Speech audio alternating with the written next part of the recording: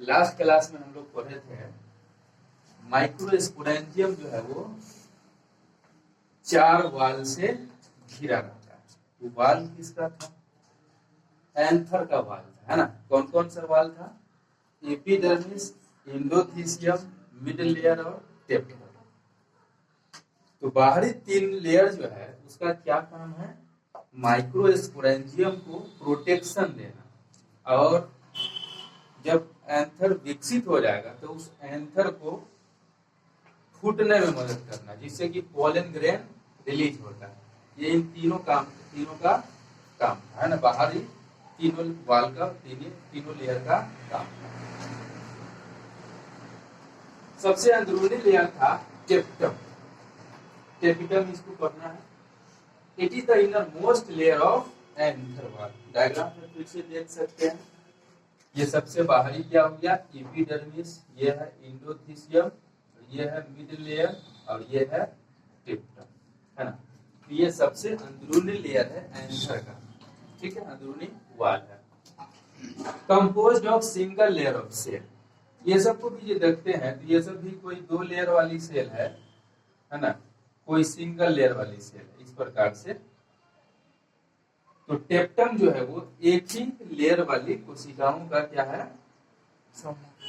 Compose of single layer of cell, है ना। कोशिकाओं की एक परत से बनी हुई क्या है? परत है। इसको और समझा देते हैं। एक कोशिकाओं की एक परत से, जैसे कोई लेयर है ना, तो एक ही परत से इस प्रकार से बना हुआ है। टेप्टम जो इस प्रकार से गोल संरचना है। Completely surround the sporogenous tissue. हालांकि स्पोरोजीनस टिश्यू आगे आपको समझाएंगे, लेकिन आप यहाँ पर समझिए ये स्पोरोजीनस टिश्यू को ये पूरी तरह से घेरे हुआ रहता है ना। टेप्टम के पास क्या होता है? Having dense cytoplasm and many nucleus. ये भी क्या है? कोशिका है, लेयर है, वाल है, तो ये भी कोशिका ही है। तो इसके पास डेंस साइटोप्लाज्म होता है, संघन कोशिका द्रव होता है, यानी बहुत मात्रा में होता है ना। कम्पैक्टली अरेंज रहता है। एंड मेनी न्यूक्लियस, बहुत सारे न्यूक्लियस होते हैं। तो ये आप याद रखना कि जहां पर संघन कोशिका द्रव होगा और बहुत सारा वहां पर न्यूक्लियस होगा, तो वो सेल डिवाइड करने की तैयारी में है। डिवाइड करने से पहले उसमें कोशिका द्रव बहुत बढ़ जाता है और न्यूक्लियस भी उसमें बढ़ जाते हैं, ताकि जो डिवाइड करेगा तो प्रोजेनी सेल में सबको बांटा जाए।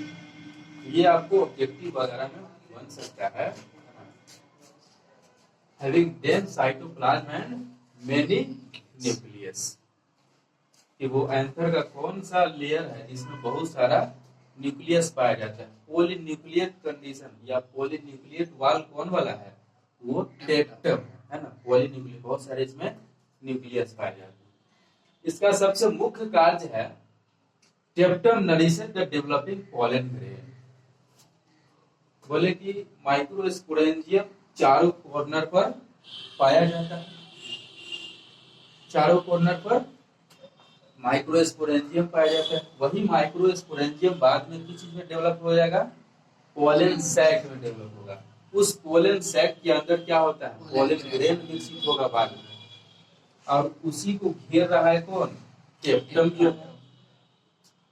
तो टेप्टम उसके नजदीक में है, तो पोलन ग्रेन जो बनेगा पोलन सैक में, है ना, तो उसी पोलन ग्रेन को न्यूट्रिशन कौन प्रदान करेगा? यह टेप्टम लेयर जो है वो उसको न्यूट्रिशन प्रदान करता है। ये बहुत इंपॉर्टेंट है इसका। टेप्टम जो है वो डेवलपिंग पोलन ग्रेन को न्यूट्रिशन प्रदान करता है। देखिए क्या है? टेप्टम सबसे अंदरूनी वाल है एंथर का। कोशिकाओं की एक परत से बना होता है और स्पोरोजीनस टिश्यू को पूरी तरह से घेरे रहता है, और इसके पास संघन कोशिका द्रव होते हैं और कई सारे न्यूक्लियस होते हैं। इसका काम क्या है टेप्टम का? Nourishes the developing pollen grain. Pollen grain nutrition से यहाँ पर बना है नरिशेस, है ना, पोषण, पोषण देता है, पोषण प्रदान करता है। पोलन ग्रेन जो वहां पर माइक्रोस्पोरेंजियम इसमें पोलन सैक में विकसित हो जाएगा। पोलन सैक के अंदर पोलन ग्रेन विकसित हो जाता है। तो टेप्टम क्या करेगा, उस पोलन ग्रेन को पोषण प्रदान करता है। तो अब देखिए यहाँ पर आया है कि स्पोरोजीनस टिश्यू क्या होता है, उसके बारे में देखते हैं। स्पोरोजीनस टिश्यू, ठीक है। In young anther group of compactly arranged homogeneous cell called sporogenous tissue occupy the center of each microsporangium। जब एंथर यंग है, अभी विकसित नहीं हुआ है ना, तो उसमें प्रत्येक माइक्रोस्पोरेंजियम बताया कि एंथर के चारों कोर्नर पर माइक्रोस्पोरेंजियम पाया जाता है।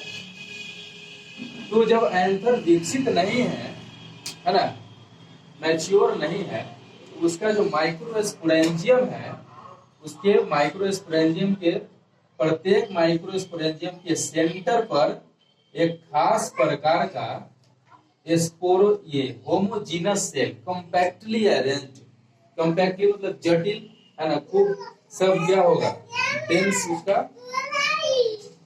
डेंसली अरेंज्ड होगा सब सेंटर पर, कॉम्पैक्टली अरेंज, जटिल रूप से व्यवस्थित होंगे। होमोजीनस सेल, एक होता है हेट्रोजीनस और एक होता है होमोजीनस। होमोजीनस हम लोग क्या समझते हैं,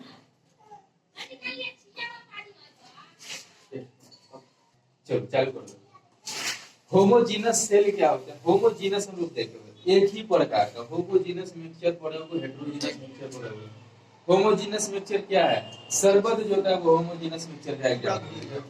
चीनी को घोल दीजिए पानी में तो चीनी का कोई वजूद नहीं रह जाता है, सब एक ही में चलाता है। लेकिन पानी और कंकर बालू रख दीजिए, दोनों अलग अलग हो जाता है। तो होमोजीनस यहाँ समझिए कि एक ही प्रकार का कोशिका होगा, है ना, एक ही प्रकार का कोशिका होगा, उसको स्पोरोजीनस टिश्यू, कोशिकाओं के समूह को टिश्यू कहते हैं, उत्तक कहते हैं। तो जब एंथर यंग होगा, वो पूरी तरह से विकसित नहीं है, तो माइक्रोस्पोरेंजियम के सेंटर पर है ना एक खास प्रकार का कोशिका जो है कॉम्पैक्टली अरेंज रहता है, जिसको होमोजीनस सेल कहते हैं, है ना। वही क्या करता है, उसी को स्पोरोजीनस टिश्यू कहा जाता है। यानी एंथर जब विकसित नहीं है तो माइक्रोस्पोरेंजियम, प्रत्येक माइक्रोस्पोरेंजियम के सेंटर पर कॉम्पैक्टली अरेंज्ड होमोजीनस सेल पाए जाते हैं, बहुत सारे सेल। उसी को क्या कहा जाता है, स्पोरोजीनस टिश्यू कहा जाता है। बहुत सारे सेल है ना, कोशिकाओं के समूह को उत्तक कहते हैं, उसी को स्पोरोजीनस टिश्यू कहा जाता है। ये क्या है, sporogenous tissue compactly arranged homogeneous cell है, कॉम्पैक्टली अरेंज्ड होमोजीनस सेल होता है। तो कहा प्रत्येक माइक्रोस्पोरेंजियम के सेंटर पर पाया जाता है। ठीक है, जब ये एंथर डेवलप होगा, विकसित होगा, as anther develop sporogenous tissue undergo meiosis to form microspore tetrad, है ना। यही माइक्रोस्पोरेंजियम के सेंटर पर ये स्पोरोजीनस टिश्यू पाया जा रहा है। अब जब एंथर वो विकसित हो जाएगा तो ये क्या करेगा, डिवाइड करेगा मियोसिस के द्वारा, है ना, अर्धसूत्री डिवीजन के द्वारा ये क्या करेगा, डिवाइड करेगा और माइक्रोस्पोर टेट्राड बनाएगा, एक संरचना बनाएगा जिसको माइक्रोस्पोर टेट्राड कहते हैं। यहाँ पर डायग्राम के द्वारा हम लोग समझेंगे, पहले देख लेते हैं वहां। As each cell of sporogenous tissue is capable of giving rise to microspore tetrad, each one is potential pollen और माइक्रोस्पोर मदर सेल, उसी को कहा जाता है MMC, माइक्रोस्पोर मदर सेल। और माइक्रोस्पोर ही बाद में पोलन ग्रेन में विकसित हो जाता है, इसलिए उसको कहते हैं पोलन मदर सेल, है ना। तो यहाँ पर ध्यान देने वाली बात यह है कि एंथर का स्ट्रक्चर हम लोग देख रहे हैं। एंथर में दो लोब होता है ना, दो लोब होता है। प्रत्येक लोब में क्या है, दो छिदा होता है। तो प्रत्येक लोब क्या हुआ, डाइथिकस हुआ। और चारों कॉर्नर पर क्या होता है, माइक्रोस्पोरेंजियम पाया जाता है, माइक्रोस्पोरेंजियम। और सबसे अंदरूनी लेयर क्या है, टेप्टम है। टेप्टम क्या रहता है, माइक्रोस्पोरेंजियम को घेरे हुआ रहता है, ये टेप्टम वाला है। अब इस माइक्रोस्पोरेंजियम के सेंटर पर क्या पाया जा रहा है, स्पोरोजीनस टिश्यू पाया जाता है। जब ये एंथर विकसित होगा तो यही स्पोरोजिनस टिश्यू मियोसिस के द्वारा डिवाइड करके माइक्रोस्पोर टेट्राड बनाएंगे, है ना। इस स्पोरोजिनस टिश्यू के प्रत्येक कोशिका में ये एबिलिटी है कि डिवाइड करके वो माइक्रोस्पोर टेट्राड बनाएगा, है ना। ये स्पोरोजिनस टिश्यू है यानी कोशिकाओं से मिलकर बना हुआ है, बहुत सारी कोशिका होगी तो उसके प्रत्येक कोशिका में एबिलिटी है कि डिवाइड करके क्या बनाएगा, माइक्रोस्पोर टेट्राड बनाएगा। इसलिए इसके प्रत्येक कोशिका को क्या कह सकते हैं हम लोग, माइक्रोस्पोर मदर सेल या पोलन मदर सेल कह सकते हैं। यानी कुछ बनाने वाली कोशिका है, मदर के सेंस में, है ना, कुछ जनने जा रही है, बनाने जा रही है, तो उसको मदर सेल कह दिया जाता है। इससे माइक्रोस्पोर बनेगा, इसलिए इसको माइक्रोस्पोर मदर सेल कहा जाता है। या वही माइक्रोस्पोर बाद में पोलन ग्रेन में बदलता है, इसलिए उसको पोलन मदर सेल कह दिया जाता है। ठीक है। स्पोरोजिनस टिश्यू के प्रत्येक कोशिका में एबिलिटी है कि वो डिवाइड करके माइक्रोस्पोर मदर बनाएगा, माइक्रोस्पोर टेट्राड बनाएगा या सीधे माइक्रोस्पोर बनाएगा। क्योंकि इसके प्रत्येक कोशिका में एबिलिटी है डिवाइड करने का और माइक्रोस्पोर टेट्राड बनाने का, इसलिए इसका प्रत्येक सेल क्या होगा, माइक्रोस्पोर मदर सेल होगा या पोलन मदर सेल होगा। वही वहां लिखा हुआ है, प्रत्येक सेल इसका माइक्रोस्पोर मदर सेल होगा या पोलन मदर सेल होगा। ठीक है। तो अब देखते हैं आगे माइक्रोस्पोरोजिनेसिस क्या है। तो और इसी प्रोसेस को, the process of formation of microspore from microspore mother cell through meiosis is called microsporogenesis. अब ये जो स्पोरोजिनस टिश्यू की प्रत्येक कोशिका में क्षमता है कि वो डिवाइड करके क्या बनावेगा, माइक्रोस्पोर टेट्राड या माइक्रोस्पोर बनावेगा, है ना। तो उसी प्रोसेस को माइक्रोस्पोर मदर सेल से माइक्रोस्पोर बनाने की प्रक्रिया को किस प्रोसेस के द्वारा, मियोसिस, यहाँ पे ये ध्यान रखने वाली बात है, मियोसिस होगा, है ना। हम लोग पढ़े हैं कि डिप्लॉयड में गैमेट बनाने के लिए क्या करना पड़ता है, मियोसिस होता है ना। यहाँ पर अभी देखिए मियोसिस होगा, फिर बाद में माइक्रोसिस भी होगा। तो यहाँ पर ध्यान रखना है माइक्रोस्पोरोजेनेसिस में क्या होता है, मियोसिस की प्रक्रिया होती है।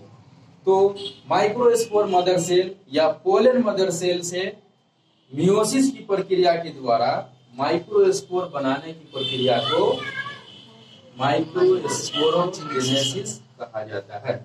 ये डायग्राम के द्वारा क्लियर हो जाएगा, आगे यहाँ पर दिखाते हैं। इतना याद रखिए, the process of formation of microspore from microspore mother cell या pollen mother cell through meiosis is called microsporogenesis, है ना। स्पोरोजिनस टिश्यू के प्रत्येक सेल में एबिलिटी है कि डिवाइड करके माइक्रोस्पोर बनावेगा, इसलिए उसके प्रत्येक सेल को क्या कहते हैं, पीएमसी या एमएमसी कहते हैं, पीएमसी या एमएमसी कहते हैं। उसी प्रोसेस को, है ना, कि प्रत्येक पोलन मदर कोशिका से, पोलन मदर सेल से या माइक्रोस्पोर मदर सेल से पोलन माइक्रोस्पोर बनने की प्रक्रिया को किस प्रोसेस के द्वारा, मियोसिस के द्वारा, उसी को माइक्रोस्पोरोजेनेसिस कहा जाता है।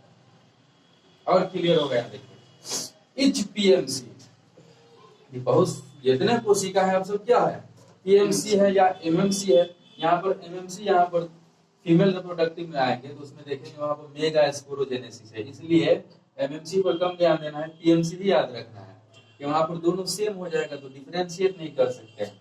तो इच पीएमसी और MMC by meiotic division produces 4 microspore. ये जो पोलन मदर सेल हम लोग पढ़ रहे हैं तो डिवाइड करके कितना माइक्रोस्पोर बनाएगा, 4 बनाता है।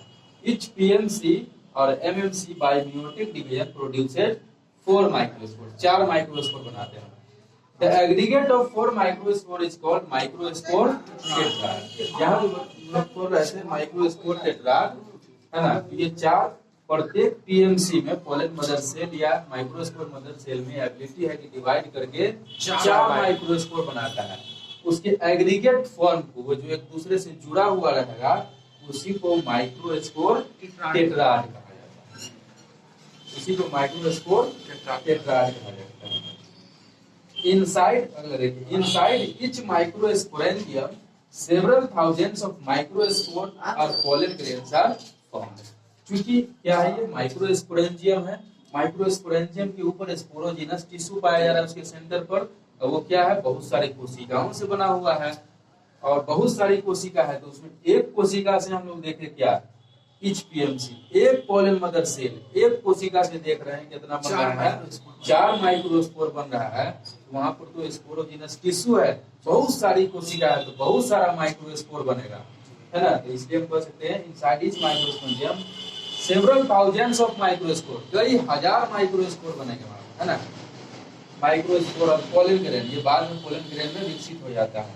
और एक माइक्रोस्पोरेंजियम में, प्रत्येक माइक्रोस्पोरेंजियम में हजारों की संख्या में पोलन ग्रेन या माइक्रोस्पोर मदर सेल का निर्माण होगा,